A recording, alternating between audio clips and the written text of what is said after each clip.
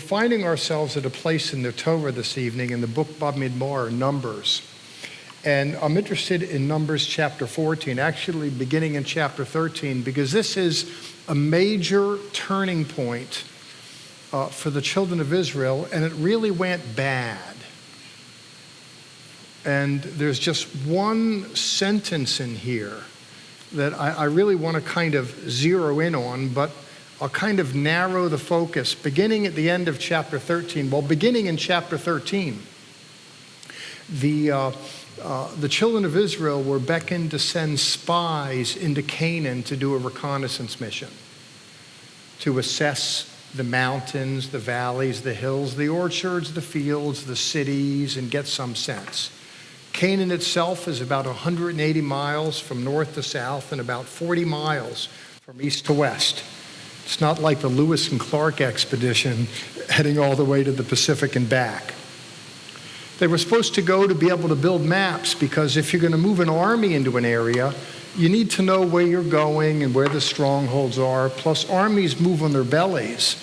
There's no point in extending an army somewhere and then running out of food. And especially if you look at the fighting force, Bnei Israel, the children of Israel, numbered earlier in the book of Numbers over 600,000 fighting men. When you start moving those troops into areas, you have to think forward about how you're going to provide for them. Well, what happened is these princes, these noteworthies amongst the children of Israel went in there, and instead of just simply doing a reconnaissance mission and bringing back information, they turned it into a feasibility study. Rather than just giving the facts, here's where the cities are, here's the walls, the general populations, the food, the rivers, and the mountains, and reporting on the different people that live in those areas. There's different areas in Canaan. There's the maritime plain, which hugs the eastern part of the Mediterranean, where the Philistines, where the Philistines had established major cities. You move inward to the hill country with the Jebusi, and other people were there. The Jebusi had Jerusalem, and there were other various peoples there. And then you move further east to the Jordan Valley and the Dead Sea. They were supposed to just get the lay of the land. They come back with that, plus with a testimony, these people are so big and we just can't take them. We can't do it. And if you look in chapter 13, verse 33, the verse before it, they spread among Bnei Israel a bad report about the land, saying, the land through which we passed to explore devours its residents. All the people we saw there are men of great size. We also saw there the Nephilim, which are giants, and we seemed like grasshoppers in our own eyes as well as theirs. Those people were so big, those challenges were so formidable, we don't have a chance. We don't have a chance. We just can't do it. And because these were influential people, picked were leaders in the tribes to go on their reconnaissance mission. And now what happens is you have an evil report that's spreading about in the camp, and people are spooked. They're psyched. They're fearful. Now, the Egyptian army was pretty formidable in its own day and time, but God had a way of helping them with that. All of a sudden, God's abandoned. They just say, we can't do it. Now, I want to pick up in chapter 14 and work my way to a text. And I really want you to remember this for the rest of your life. Not me for the rest of my life, for the rest of your life. I want my wife to remember me for the rest of our lives together. But there's a point here that I think is really important. It's in the literature. It's not in my head. All through that night, we're told in verse 14, chapter 14, verse 1, the entire community raised up their voices, and the people wept. All Bnei Israel grumbled against Moses and Aaron, and the whole company said, if only we had died in Egypt, if only we had died in the wilderness. Why is Adonai bringing us to this land to fall by the sword? Our wives and children will be like plunder. Wouldn't it be better for us to return to Egypt? They're disoriented. They're up against a challenge, and they, in their own mind, they don't have what it takes to meet the challenge. They can't marshal the internal resources to take on a challenge. Sometimes when you do things that are a little beyond you for various reasons, you got to take a deep breath and just dive in there and see what you discover in the process. Most people don't do that. It's one of the reasons why, I think people should be gracious toward police officers and firefighters, because most people are smart enough to run away from gunfire. Some are dumb enough to run to it. Similarly, some people are smart enough to run out of a burning building. Some people are dumb enough to run to it. And I say that tongue in cheek, but the point is there's this moving forward when there's uncertainty and discovering what you find about yourself and the world. On the other end of that is something that a lot of us don't do. A lot of us today have blockages. We just go this further. This far, we don't push it further. We don't roll the dice against an uncertain future. We talk about walking by faith, but for us, Christian faith is a set of propositions. I believe this doctrine and that and this. Faith isn't an impulse that prompts us to go against the darkness and see what God will do. Faith reduces to creeds, not deeds. And there's something inherently weak in that. Here, these people were up against obstacles. And all that night, now I know what it is, by the way, to be concerned about something and to have a restless night. I know what it is to go to bed and just have a sinking feeling in the stomach, to be overwhelmed where the gears are just spinning. As there's uncertainties about the present, there's anxiety about the future, we're ever mindful of the things that impose upon us. And it's easy to have a bad night. Here they're having a bad night, and we're told the people wept and they kvetched, they complained. And then you can see the beginnings of mutiny in verse 4. They said to each other, let's choose a leader and let's go back to Egypt. With this thing deteriorating the way that it is, Moses and Aaron did something which I want to commend to you. It's not my main point, but it's on the way to it. There's nothing to say you can't reason with this. Here, Moses and Aaron fell on their faces before the entire assembly of the community of Bnei Israel. What they do is, the situation is so overwhelming, they publicly and in their presence just seek the Lord. I think it's great, by the way, when we find ourselves amidst the turbulence of trying times, to publicly seek the Lord. Let our children hear us pray, so that way they can participate in the victory when it turns on the other side. There's that openly and publicly. I've got nothing to say to you people. God. It's just so overwhelming from Moses and Aaron's perspective. It's like, oh my God, Lord. And they throw themselves down. They fall on their faces. Now, I'm a pretty proud guy. I don't go down on my face. I try and keep a certain level of comportment. I'm not the kind of person to show my feelings. It's someone, Barry says, how was your day? Good. Well, I need more. I'm your wife. Okay, real good. I'm not big with words, and I'm kind of stoic. That kind of just letting it out publicly. Again, it's a real intense moment. I want to walk past that. We're told in verse 6, Joshua, the son of Nun, and Caleb, who were among those who explored the land, tore their clothes. And they said to the whole assembly of Bnei Israel, the sons of Israel. Now what happens is Moses and Aaron are down. There's some loyal people in the group. Now the thing is spinning out of control. 12 princes went on this reconnaissance mission, turned it into feasibility study. 10 said we can't do it. They send the whole camp in an uproar.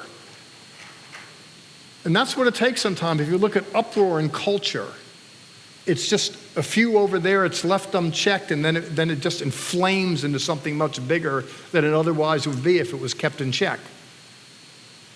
That buildings, no, I don't see them here. Building codes are different. For buildings of different sizes, there are fire codes. So if you're building a certain assembly hall, there has to be a sprinkler system imposed, because if a fire flares up over there, the heads drop, it puts it out. Puts it out right there and then. It's aggressive. Just put it out and it's done. But if you don't put it out, it spreads amongst the chairs, goes to the carpet. It can be 15 minutes before the fire department gets here. And it's like that in culture. There's a problem somewhere, there's weakness, there's non-responsiveness to it. And before you know it, it turns into something it wouldn't have been if there was decisive action. What you have here is this thing has spiraled out of control because of poor leadership, because of sowing discord, because of disorientation. Moses and Aaron just throw themselves on their face before the Lord. This prompts two others. The more noble among those princes stand up and say, time out, listen guys, the land through which we pass is an exceptionally good land.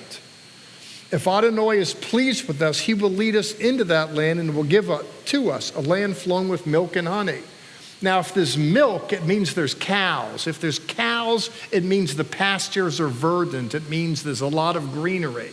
If there's milk, there's cattle, there's prosperity. If there's honey, it means there's lots of flowers, it's lots of pollination. Now, if you look at a topographical map of the ancient Near Eastern world, you can see a green belt through what's called the Fertile Crescent over to the Nile.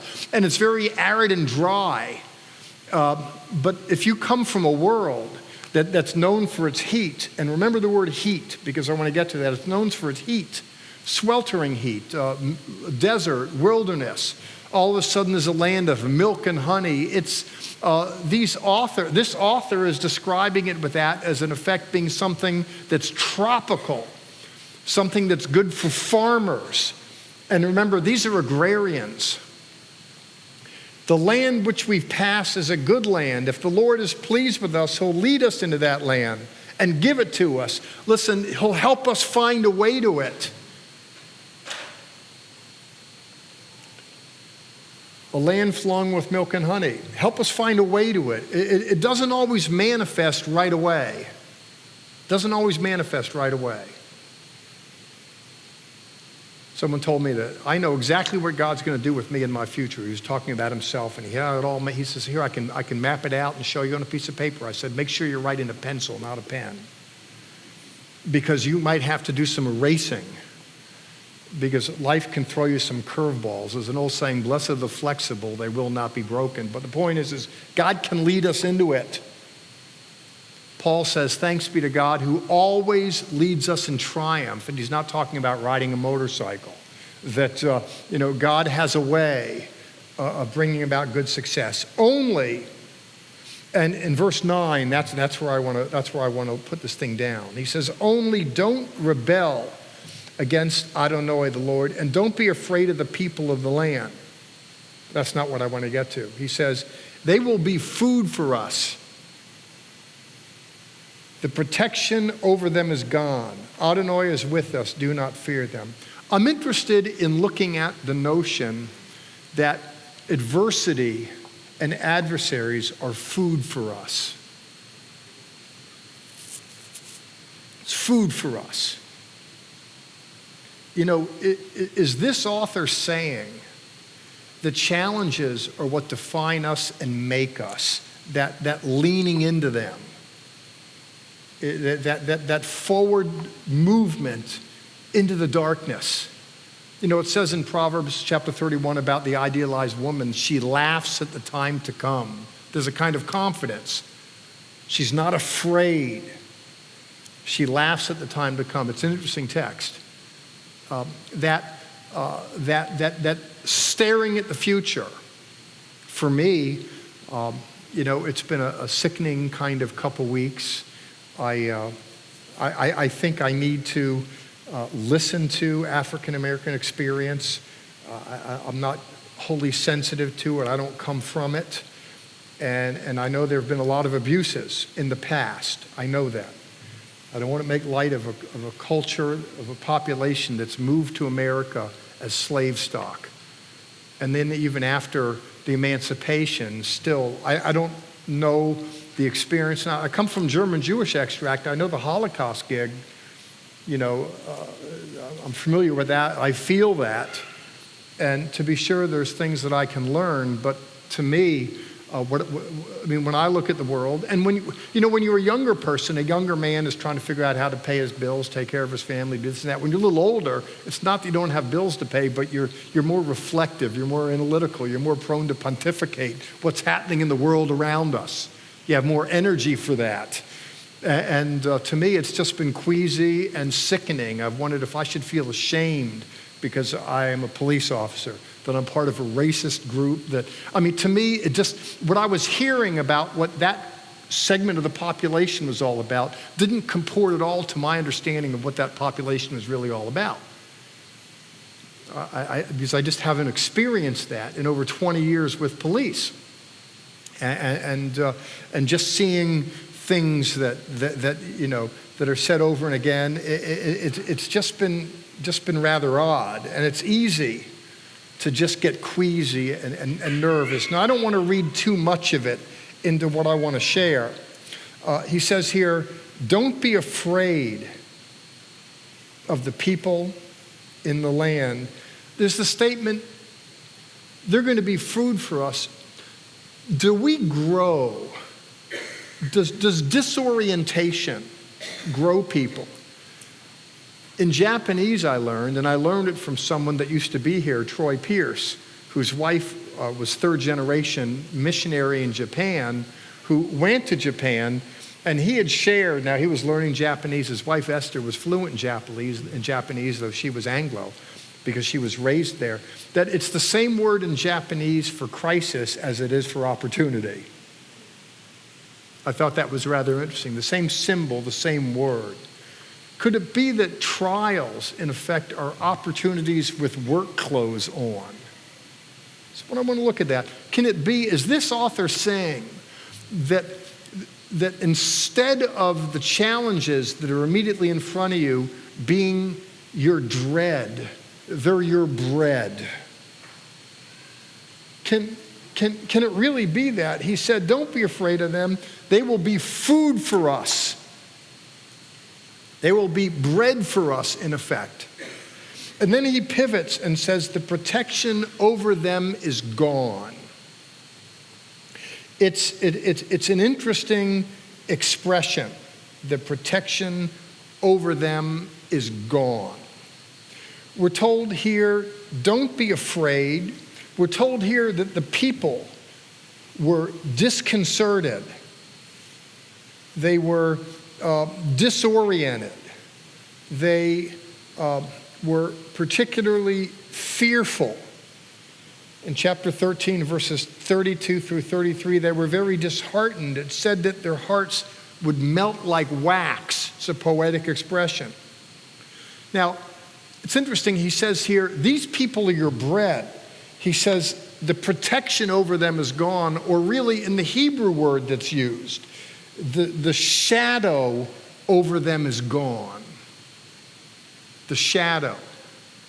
Now, if you can just, I kind of want to work the language a little bit, and I want you to go back with me and be a primitive sojourner in this arid environment. You have cloud cover, there's shadow, and there's a kind of protection from the heat, from the dread of the elements. There's this protection. And when he says, listen, those people are your bread, the shadow has been removed from them. Now, very subtly, it's playing to a moment that was their experience.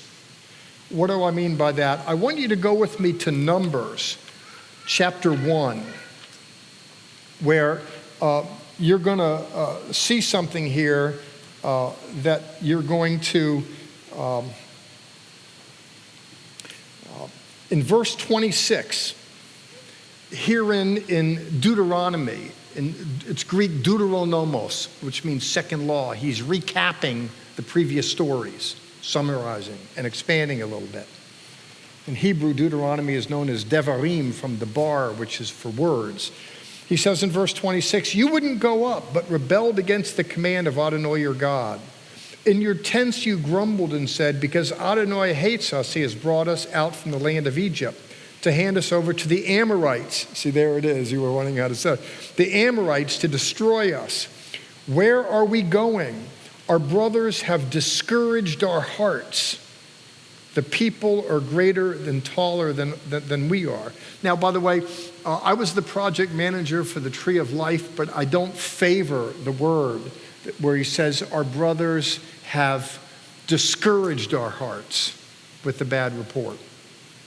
Though it's true, the Hebrew masas that's used is the word for melted. That is, our hearts melted. Now, they were melted, and that's what happens with fear. Have you ever experienced in your life circumstances that prevailed upon you with the net result, your heart melts? I don't mean it's kind of like the guy that wants to ask a girl out on a date and his heart's beating and throbbing and pounding, nervous. But what he's going to do is marshal the resources to press through, and find a way to get through it. I mean the kind of despair internally where there's no energy to press through it. There's just a meltdown. It's like a nuclear meltdown.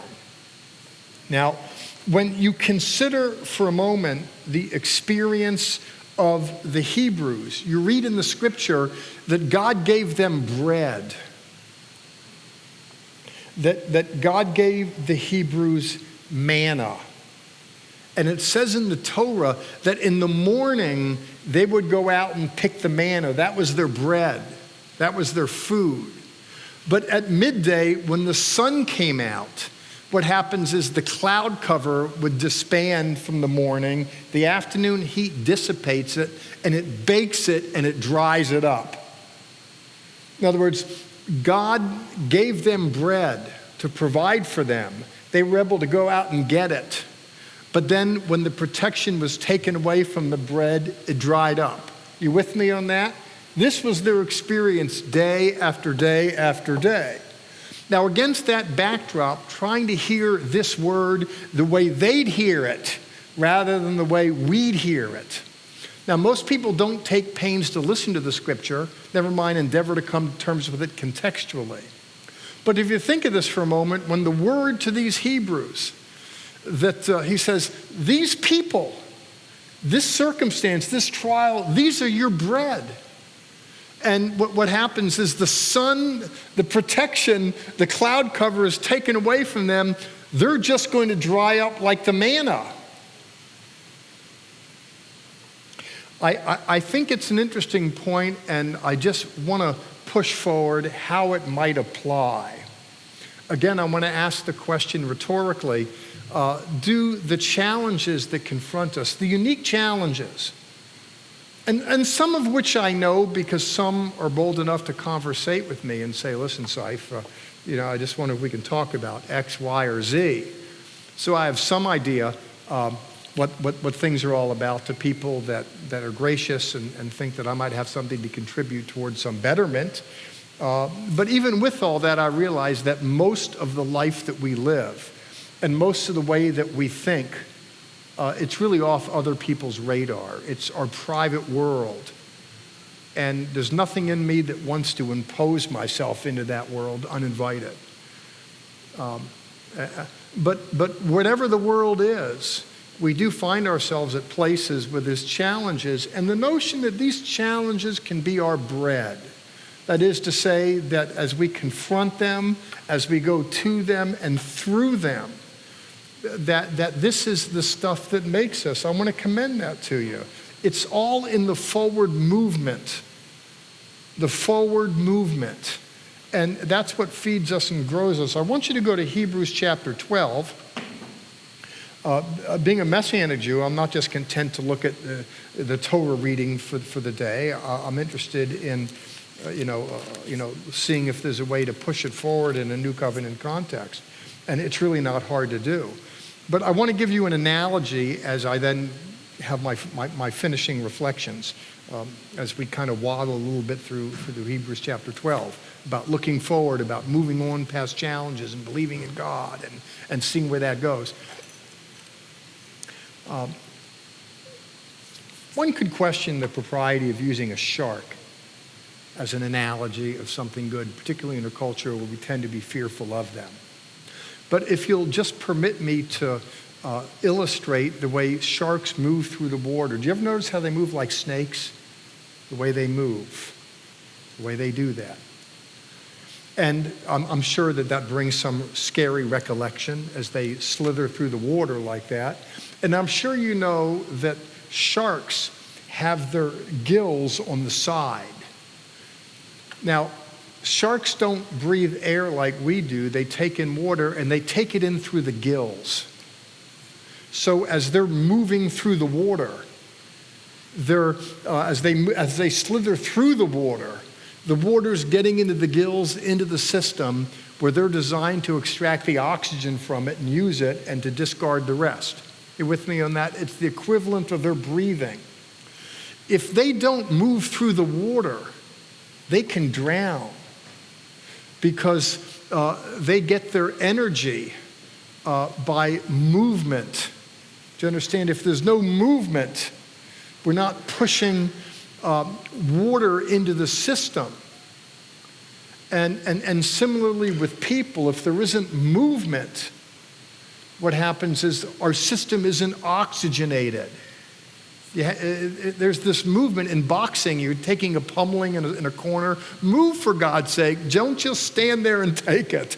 You know, life calls for being adroit. There's an old saying, blessed are the flexible, they will not be broken. But not just movement, but movement forward. I want you to look in Hebrews chapter 12. The problem with these Israelites is they didn't want to move forward against the challenges of the day. They didn't want to. Here this author says, therefore, since we have such a great cloud of witnesses, and he's hearkening to these individuals that were mentioned in Hebrews 11, a hall of fame. You know, there's the football hall of fame, the baseball hall of fame. Well, this is the faith walkers hall of fame. These great noteworthies. And he says, listen, there's plenty of examples of biblical literature of people who did X, Y, and Z, all sorts of things. Let us lay aside every weight and entangling sin that'll cling so close, and let us run with endurance the race that is set before us, focusing on Yeshua, the initiator, or pioneer and perfecter of our faith, who for the joy set before him endured the cross, disregarded the shame, and has taken a seat at the right hand of the throne of God. You know, he beckons individuals forward. And then he says as well, as he finishes up in verse 3, see to it that you don't grow weary in your souls and lose heart. Do you know that can happen in life? That we can grow weary and lose heart. I want to look at a few more verses in chapter 12, verse 13, just a few, where this author beckons his hearers. In chapter 12, verse 12, therefore, whenever you see the word therefore, you want to consider what came before there. And what came before there was an encouragement to move forward. Therefore, strengthen the hands that are weak and the knees that are feeble. It can happen. People can get out of shape. I went back to the gym and discovered that I couldn't do the weights that I did when I had to pull out because the gyms were closed with the coronavirus. I had to bring it down about 25 or 30% the first day, and now I'm kind of picking it back up again. But you know, it's not fun to realize you're not the man you were. And now what happens is that we can get out of shape in our lives, spiritually, socially, emotionally. Strengthen the hands that are weak and the knees that are feeble, fearful, knocking. Make straight paths for your feet so that what is lame will not be pulled out of joint, but rather be healed. When I think of making straight paths for your feet, I really think it's good to find a local congregational home. where it contributes toward, it's the very same thing of me getting up in the morning and deciding to run. I could surely sleep in. I ran 7 miles yesterday, 9 miles the day before, 7 miles before that. I'll run 7 or 9 tomorrow morning. And then I'll start hitting the gym as well. Every time I use the restroom, I drop down and do dozens of push-ups. And I use the restroom every hour. It's you want to get this thing in shape. And going to a congregation is every bit as much as it's a decision to make straight paths for feet. To make sure it contributes to our walk. I hope, and it's my hope, it's my prayer. I believe personally, it doesn't matter whether I believe it, what matters is what you believe, really, to tell you the truth. But in my own mind, I think that what I'd shared this evening is in close proximity to biblical values and virtues and is reasonably true to the text. When I look at biblical literature, I think of authorial intent. That is, what's the author saying? And you want to be able to articulate within that thought process. And to the extent that if I share something that's true to the literature, then I would hope, not for my sake, but I would hope others would derive benefit from it. That is to say, that you would say, the drumming, but it's a good word that contributes to my life. It's good to hear. It's good to be reminded. I learned something new. There's inherent intrinsic value in it. He opens up the literature and there's a way it contributes. I'm not telling you how to think. And if a bunch of people thought that way, then there wouldn't be any room in the house. Apparently, I'm not doing as good as I would want to do. But the point is that to my way of thinking, making straight paths for our feet does entail making an executive decision that contributes to where we're walking in life.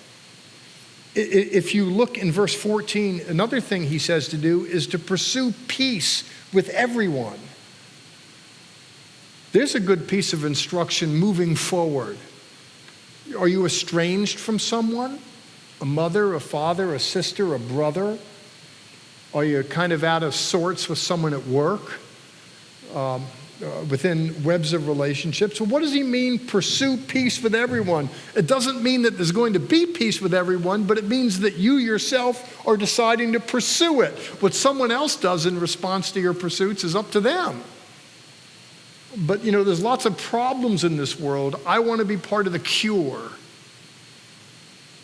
That, blessed are the peacemakers. He says, pursue peace with everyone. That's Black Lives Matter. That's someone who's mad at me on the streets for writing him a speeding ticket. That's someone, everyone, anyone. Pursue shalom with everyone. In verse 15, you want to be an encouragement. See to it that no one falls short of the grace of God. I believe, and you hear me say this all the time, with St. Augustine, who said, if someone does not have a church as their mother, they don't have God as their father. How can someone be game to encourage that the other saints don't falter if they're not in an environment where they're rubbing elbows and able to contribute to the betterment of others? See to it that no bitter root springs up among you, and so forth. So this author encourages, go forward. Unlike the Israelites who were stymied because of fear, because of obstacles, this author says, go forward. We have Yeshua. We have the Son of God. They had Moses back then. They had a fire. They had a cloud. We have Yeshua who leads us into the future.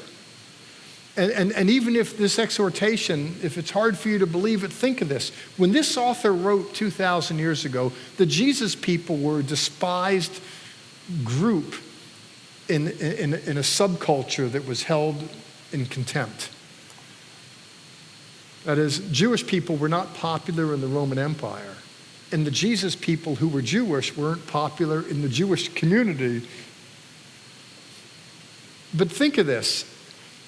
With Yeshua, can there really be a winning team? Granted, there's different ways that people look at it today, but 2,000 years later, the Jesus story is all over the world in churches on every other block. It comes in different shapes, sizes, and colors, but there's something about the Jesus testimony that prevailed against all odds. People say, I can't believe that Donald Trump became the president. I can't believe it that Jesus Christ is known all over the world. When you think of the humble origins, unlike Muhammad, who was a general, if you look at Jesus, he never picked up a sword, he never picked up a pen. There are those that picked up swords, Napoleon, Alexander the Great, Genghis Khan. They came, they conquered, they held their torch high for a season, and then they flickered out. Were lost through time and circumstances, existing only in memory, and a fading memory of that. Now, they held their torch high and had their moment, but all that's gone. But if you look at the Jesus story, there's a kind of triumphalism in it. Can it be that if you similarly and I, look to the Lord and press forward with Him and practice these disciplines, that indeed we can experience triumph in life? Well, I think the answer is yes, and I hope you'll agree with me. And even if you don't quite, I want to thank you for at least going with me on the journey.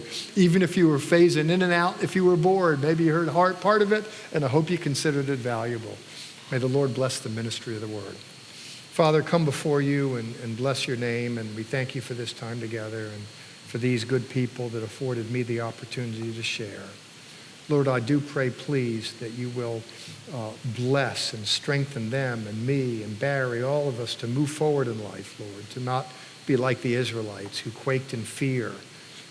Rather, that we will have our fears, but nevertheless will hold you near and press forward, Lord. And I pray you help us to that end. In Yeshua's name, amen.